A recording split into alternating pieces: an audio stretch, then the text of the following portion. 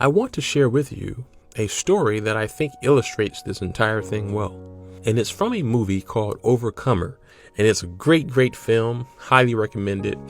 And that movie is about the story of Hannah Scott.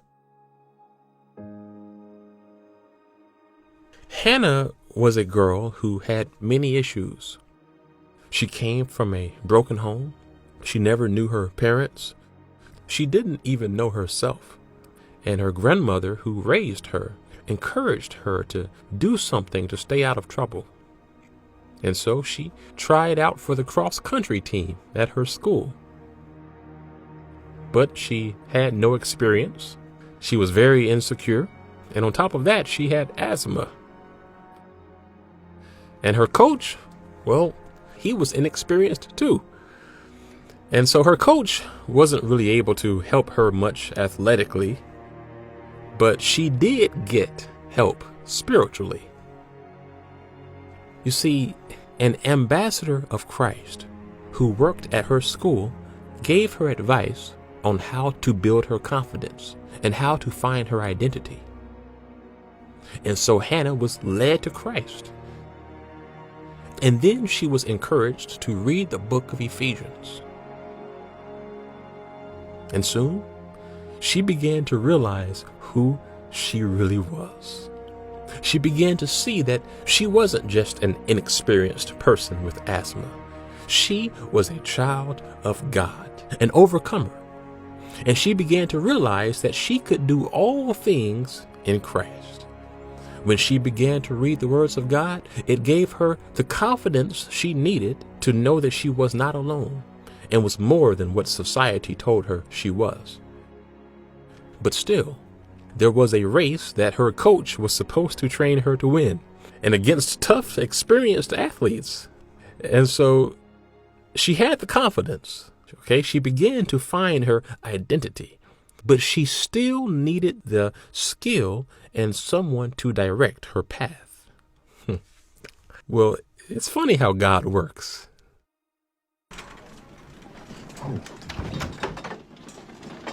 I'm sorry, sir. I didn't mean to disturb. Because one day her coach was visiting a friend at a hospital. And while there, he meets this blind patient. And this patient just happened to be an expert at running because he used to train as a runner in his younger days. I was third in the state in my day. Really? And so he knew how a runner should pace themselves. He knew how to avoid the pitfalls. He knew exactly how they should train. And so Hannah's coach befriended this patient and sought him for advice. 1 slow, 3 fast. She's got asthma, so I'll have to figure it out. Finish strong. You got it. And now was able to train Hannah with expert advice. 2045. And on the big day of her race, her coach did something interesting. He rigged up an earpiece that had a pre-recorded message on it. And the message was from this patient. And so with this, she was able to have a running expert coaching her during the race. I'm going to walk you through the course, and then you're going to coach her. And it was really cool because her coach had mapped out and recorded the entire running path. And so this patient was able to study it and know the path before the race began. And then he recorded a message for her based upon that path.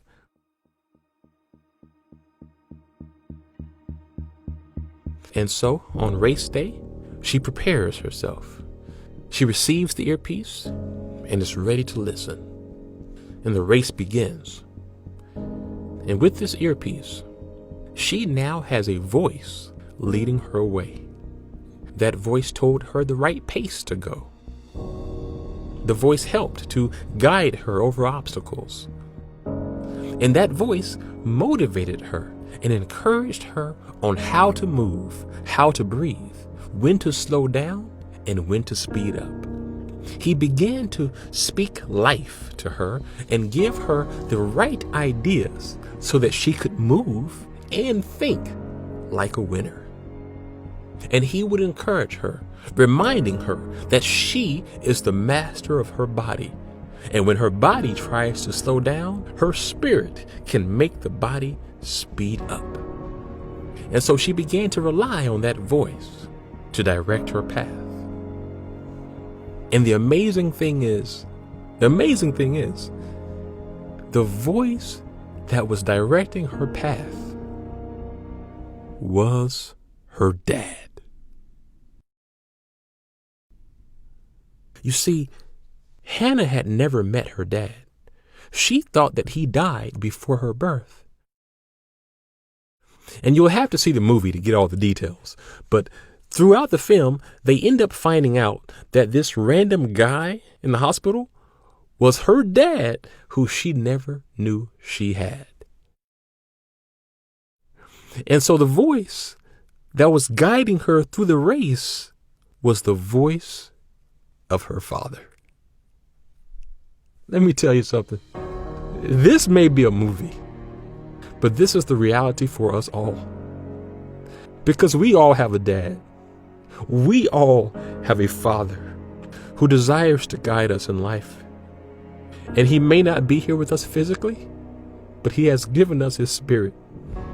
And just like Hannah's dad was guiding her through an earpiece, God, our Father, wants to guide us through the Holy Spirit. Just like how her dad knew the course and was able to guide his daughter because he had already been there, the Holy Spirit wants to guide us. And if we will listen to him, we too will run at the right pace. We too will be led in what to do and what not to do. We too will be led in which direction to go and how to avoid the major pitfalls. If we obey the Holy Spirit, we, like Hannah, will win our race, the race of life.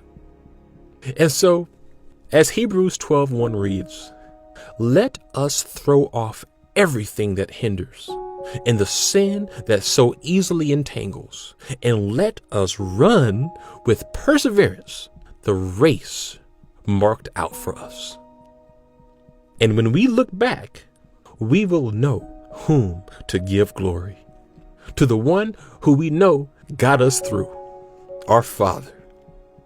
And like our brother Paul, one day we too will be able to say, I have fought the good fight. I have finished the race. I have kept the faith. Now there is in store for me the crown of righteousness.